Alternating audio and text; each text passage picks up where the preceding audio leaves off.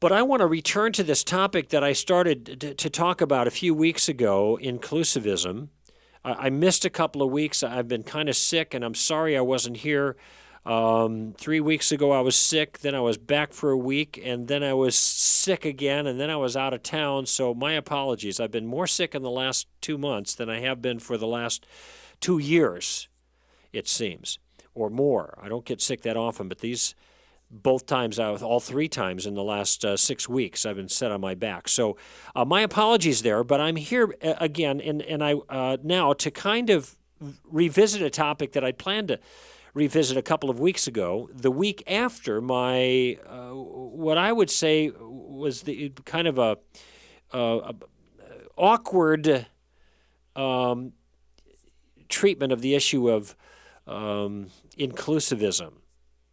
A few weeks ago, I did an opening commentary on this topic of inclusivism, which for you, this is a new concept, I'll explain it in just a moment. And I did what I think was a substandard job. All right, I think that happens sometimes to everybody, and happens to me too. I don't think my thoughts were well organized, and I was also a little bit angry, and I'll explain why in a moment. And when you feel strongly about something, and you're behind a microphone, and you have strong passions, but you're not really well organized in your thoughts, you sometimes say things you regret, and that's the way I feel about the commentary that I did. I think it was now about 3 weeks ago. First, I think I did a little bit of a hack job on the issue, and it's not that what I said was inaccurate. It was just disorganized and therefore not clear, and if it's not clear, it's probably not compelling. I also said that those who disagreed with me on the issue of inclusivism were fools, and that wasn't very nice. It was uncharacteristic of me, and I owe you guys an apology. I apologize to all who were listening. Some who agreed with me, I apologize to you because I was a bad example to you of how you should deal with these things, and I, of course, apologize to those who disagree because I shouldn't have called you a fool. Now, let me explain for a moment why I can get close to the edge on issues like this. And this isn't a rationalization, this isn't an excuse, but it is a reason. It helps you to understand. When I reflect on my own responses to issues like this one, inclusivism, I think that I'm motivated by a genuine and appropriate zeal for the truth. Now, I could be fooling myself, but I have to pause and think, what's going on here? And I think what's going on here is that I care about the truth. I care about the gospel. And when I think that the truth of the gospel is being undermined at its core, even though it's being done by Christians who are in some ways giving a nod to that gospel, but in other ways undermining it, then I get animated. I get argumentative. I even get angry.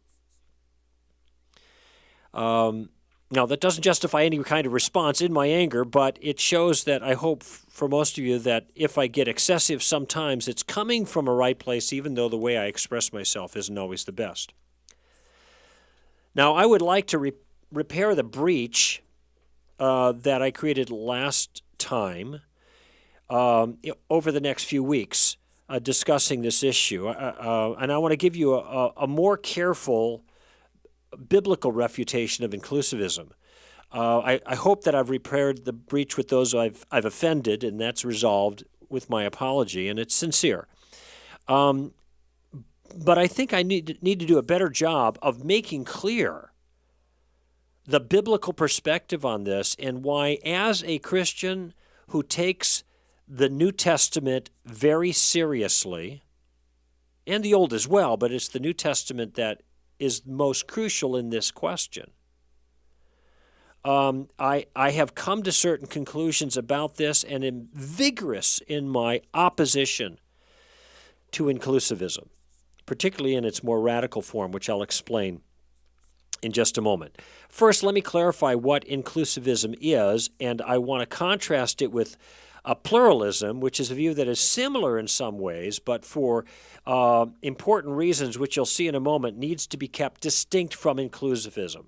So there's a similarity between pluralism and inclusivism, but we want to be careful we don't overstate that, to be fair to the people who hold the various views. So let me clarify between those two issues. There are actually two kinds of pluralism.